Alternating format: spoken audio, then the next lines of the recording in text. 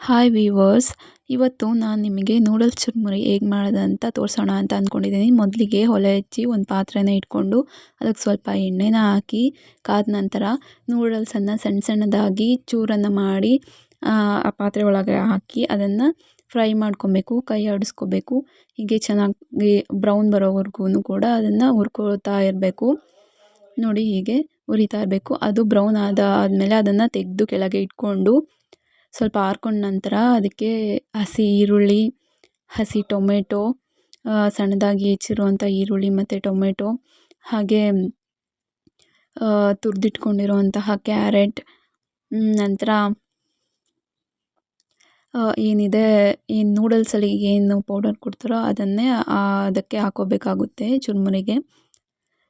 ನಂತರ ಒಂದು ಸ್ವಲ್ಪ ನಿಂಬೆಹುಳಿ ಇಲ್ಲ ಅಂತಂದರೆ ಆಮ್ಚೂರ್ ಪೌಡರ್ ಕೂಡ ಹಾಕ್ಕೋಬೋದು. ಹಾಗೆ ಕಿಸಾನ್ ಟೊಮೆಟೊ ಸಾಸ್ ಹಾಕೊಂಡ ನಂತರ ರುಚಿಗೆ ತಕ್ಕಷ್ಟು ಉಪ್ಪು ನೋಡಿಯೇ ಹಾಕ್ಕೊಳ್ಳಿ, ಸ್ವಲ್ಪ ಉಪ್ಪನ್ನು.